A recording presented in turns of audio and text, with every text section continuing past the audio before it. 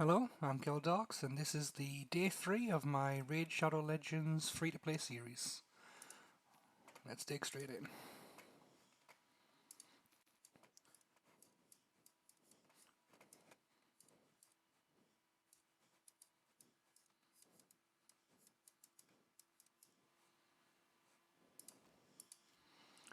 That's the marketplace fully unlocked. I couldn't not do it with the ancient shard sitting there. I've got an armiger going through the sparring pit just because he's going to be useful eventually, and I might as well get some use out of the sparring pit.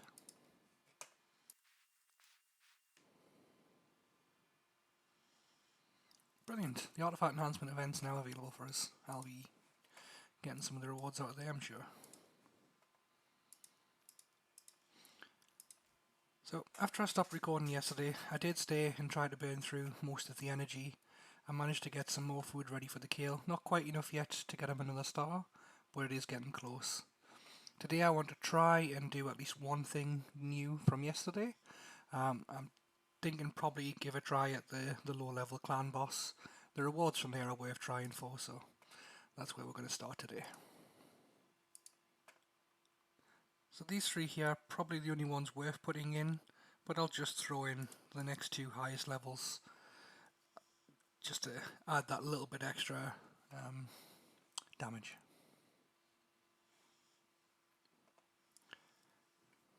Kale will be doing most of the work here with these poisons.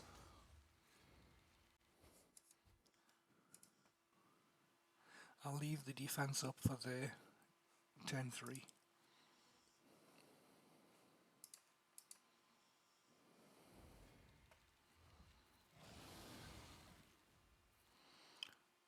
Or not.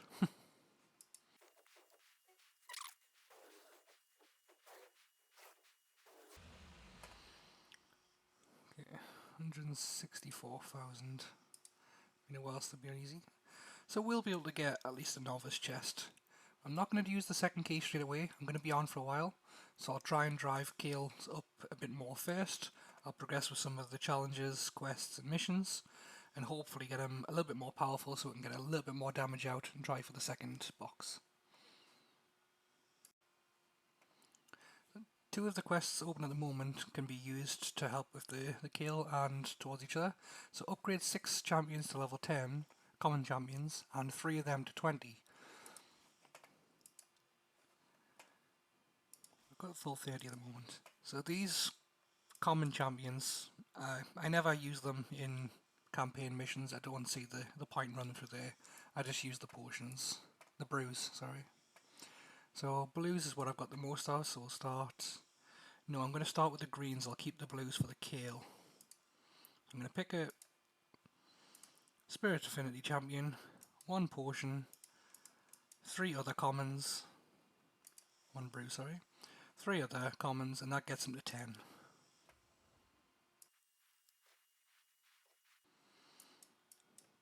I can get 2 of these straight at the 2 star, and that's a step towards that quest.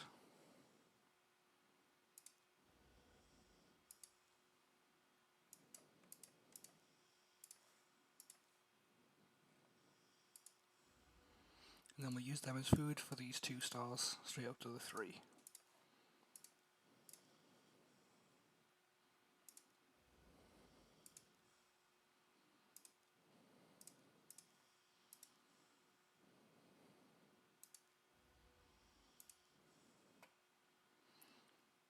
And the next 3 of those I won't do to food, and I'll use them for the quest to get 3 of them up to the 20.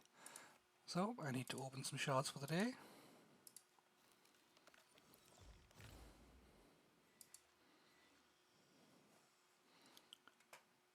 I will go ahead and just open the other 5 manual to get the full.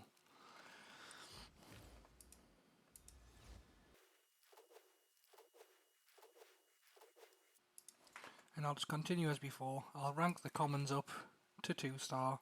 I'll make sure I keep 3 of them for getting up to the 20, and the rest of them I'll use as food. When opening the next pack of the shards, I did get 1 rare. Not one I'm familiar with yet, so I will have a look through and see if she could have any potential use anywhere. Shadowkin, so new. The heat reduction and the 2 hits could potentially be useful for Fire Knight. I'm not sure it should be useful enough to be worth keeping rather than using for food for the kill. So we'll have to see if I've got a copy here on my main, give her a build up and see what she's like before deciding. That's all the food I need for the kill, and I've also been in the arena and ticked this one off. So we'll grab them 10 scrolls, because that'll help us get through that one as well. It's a bit of a shame I'm going to be using the scrolls on the kill when I'm probably, once I get the gems, going to use the gems to get all the masteries for the kill, just because he's my first champion. I'm going to be rushing him to 60, rushing him through the masteries so that I can get him doing the farming to get the rest of the champions up. I mean, that's what you got to do on a new account, we all know this. So, let's rank him up.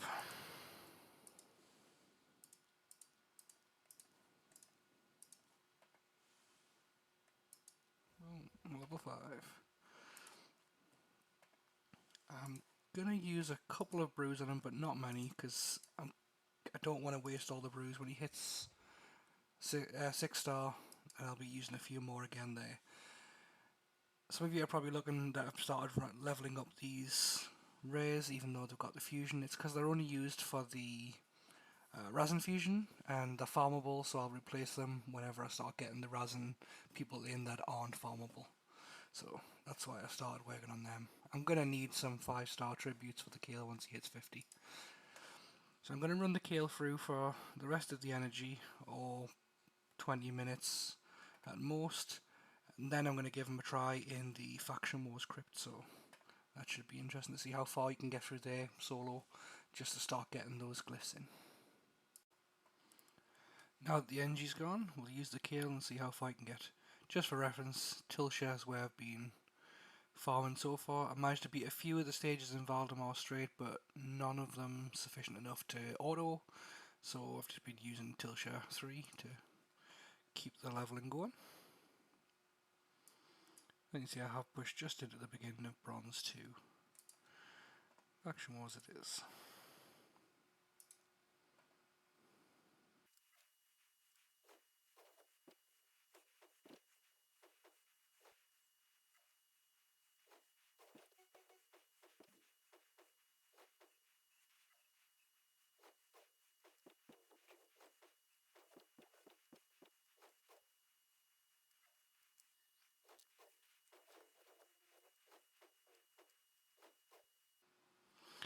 Okay, stage 4 was a bit of a struggle, so I'll just replay this one, get the rest of the glyphs and materials, and then we'll have another try at the clan boss, see if we can get a bit more damage now that he's been improved. I'm not going to use the glyphs straight away, I'm going to keep them for the weekend when we've got the clan vs clan coming. A low account of this isn't going to be able to contribute much, so I might as well do what little I can. For the artifact enhancement, I did roll the epic pieces up to 12, and I did bring in the gloves even though I'm not ready for the lifesteal yet because I need the 4th piece, and it did mean breaking the offense set. They were crit rate gloves, so I couldn't resist. As I mentioned earlier, attack percent gloves, I don't rate them. So I'm going to go for the offense and support trees for the Kale since he's an all-rounder. It's a build setup you'll have seen before. And I did get a ring, got one for a few different factions. I think it's one for each of the starters you get as part of the early missions.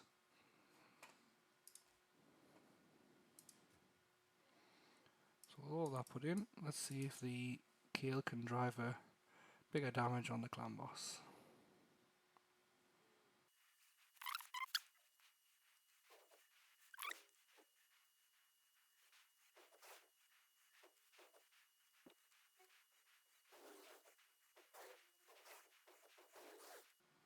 Oh, that's a slight improvement over earlier. Again, Kale's doing all the work.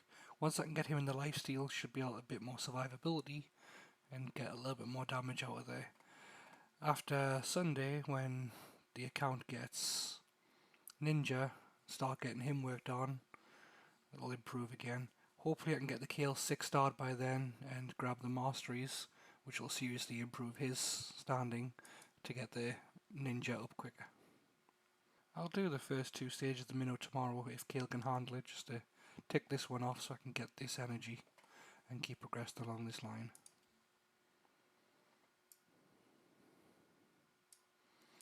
So, thank you very much for watching day 3 of my free-to-play Raid Shadow Legends video, and I'll see you all next time for some more Raid Shadow Legends.